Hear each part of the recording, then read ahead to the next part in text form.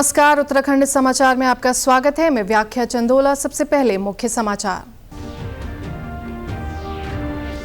मुख्य सचिव राधा रतूड़ी ने सचिवालय में किया फिजियोथेरेपी सेंटर का शुभारंभ। सचिवालय कर्मचारियों की सेहत को ध्यान में रखते हुए नया फिजियोथेरेपी सेंटर शुरू।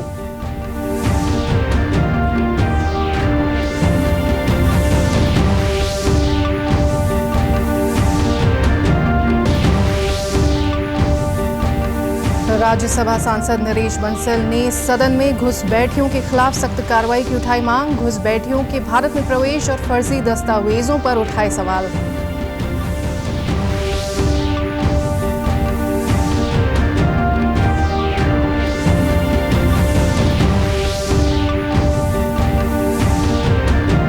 महिला सशक्तिकरण मंत्री रेखा आर्य ने मुख्यमंत्री वात्सल्य योजना के तहत 3 माह की धनराशि ट्रांसफर की। 4,96,00,000 रुपए की आर्थिक सहायता हुई जारी। अब समाचार विस्तार से। उत्तराखंड सचिवालय में अब कर्मचारियों को मिलेगा फिजियोथेरेपी का लाभ। मुख्य सचिव राधा रतूड़ी ने सचिवालय में एक नया फिजियोथेरेपी सेंटर का शुभारंभ किया, जो कर्मचारियों के लिए एक महत्वपूर्ण सुविधा साबित होगा।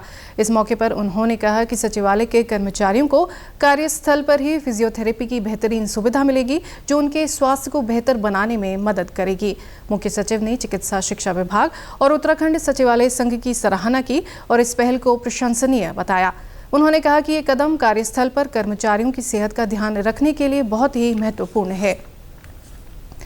भाजपा राष्ट्रीय सह कोषाध्यक्ष और राज्यसभा सांसद नरेश बंसल ने सदन में शून्यकाल के दौरान एक महत्वपूर्ण देश हित का विषय उठाया।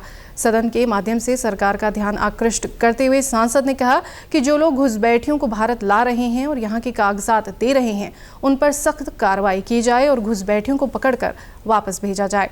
उन्होंने कहा कि भारत से लगती हुई अलग अलग देशों की सीमा पर प्रहरियों से बचते हुए विभिन्न खुफिया मार्गों से हजारों की संख्या में रोहिंग्या मुसलमान और अन्य घुसपैठिए भारत के अंदरूनी हिस्सों का रुख कर चुके हैं और कर रहे हैं। राज्यसभा सांसद ने कहा कि घुसपैठिए उत्तर पूर्व से बंगाल, असम, झारखंड, बिहार, उत्तराखंड और उत्तर प्रदेश होते हुए नेपाल सीमा तक पहुंच रहे हैं। यही नहीं, बंगाल से ट्रेन के माध्यम से देश की राजधानी दिल्ली और फिर वहां से पाकिस्तान की सीमा से सटे संवेदनशील जम्मू कश्मीर तक डेरा डाल चुके हैं।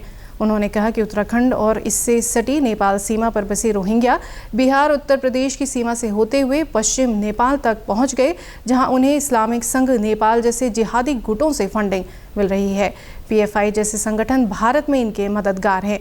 बंसल ने कहा कि कुछ पकड़े गए घुसपैठियों से मिली जानकारी के मुताबिक निर्वाचन कार्ड के लिए 5,000 रुपये, राशन कार्ड के लिए 10,000 रुपये, आधार कार्ड के लिए 25,000 रुपये, पासपोर्ट के लिए 1 लाख रुपये और नेपाल पहुंचाने के लिए 10,000 रुपये देने पड़ते हैं।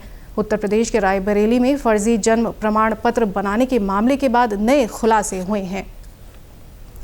महिला सशक्तिकरण एवं बाल विकास मंत्री रेखा आर्य ने बुधवार को मुख्यमंत्री वात्सल्य योजना के तहत जनवरी, फरवरी और मार्च माह के लाभार्थियों को 3 माह की धनराशि एक साथ ट्रांसफर की। इस दौरान जनवरी के 5,542, फरवरी के 5,517 और मार्च के 5,487 लाभार्थियों को आर्थिक सहायता प्रदान की गई। कुल मिलाकर 4,96,38,000 रुपये की राशि डीबीटी के माध्यम से भेजी जा चुकी है। कैबिनेट मंत्री रेखा आर्य ने बताया कि इस योजना के तहत कोरोना काल में अपने माता पिता या संरक्षक खो चुके बच्चों और किशोरों को उनकी 21 वर्ष की आयु पूर्ण होने तक प्रतिमाह 3,000 रुपये की आर्थिक सहायता दी जाती है। योजना में पहले लाभार्थियों की संख्या अधिक थी, लेकिन समय के साथ कई लाभार्थी 21 वर्ष की आयु पूर्ण होने, विवाह या अन्य कारणों से योजना से बाहर होते रहे।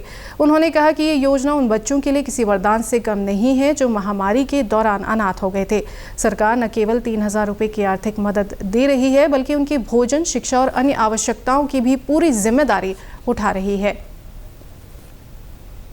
देखिए, आज माननीय मुख्यमंत्री जी के द्वारा जो कोविड पीरियड के दौरान में वात्सल्य योजना प्रारंभ की गई थी, जिसमें माननीय मुख्यमंत्री जी स्वयं मामा की भूमिका में रहे हैं और उस जिम्मेदारी का निर्वहन करते रहे हैं और स्वयं मैं बुआ की भूमिका में मैं सदैव उन बच्चों के साथ खड़ी रही। और आज आप सबको बताते हुए खुशी होती है कि उनको 3 माह का जो हमारा उनको एक आर्थिक सहयोग 3,000 रुपये प्रति बच्चा जो हम लोग देते आ रहे हैं, तो 3 माह का हम लोगों ने आज डीबीटी के माध्यम से उनको दिया है। लगभग 5,400 के करीब बच्चे जो हैं आज इससे लाभान्वित हुए हैं। प्रदेश में पासपोर्ट बनवाने की सुविधा को और आसान बनाने के लिए क्षेत्रीय पासपोर्ट कार्यालय देहरादून ने मोबाइल वैन कैंप शुरू किया है। इस पहल के तहत रुद्रप्रयाग के अगस्त्यमुनि क्रीड़ा मैदान में आज से 3 दिवसीय पासपोर्ट मोबाइल वैन कैंप आयोजित किया गया है। क्षेत्रीय पासपोर्ट अधिकारी विजय शंकर पांडे ने बताया कि 19 से 21 तक चलने वाले इस कैंप में नए पासपोर्ट और पुनर्नवीकरण रिन्यूअल के आवेदन स्वीकार किए जा रहे हैं। पहले दिन 15 आवेदनों की प्रक्रिया पूरी की गई।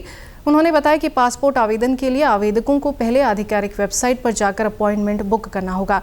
इसके बाद वे कैंप में आकर आवेदन प्रक्रिया पूरी कर सकते हैं। पासपोर्ट अधिकारी ने क्षेत्रवासियों से अपील की कि पासपोर्ट मोबाइल वैन आपके द्वार आई है, इस सुविधा का अधिक से अधिक लाभ उठाएं। देखिए, 3 दिवसीय कैंप है। 19 से 21 मार्च के दौरान ये संपन्न होगा और प्रत्येक दिन हमने सिस्टम से 50-50 अपॉइंटमेंट रिलीज किए हैं।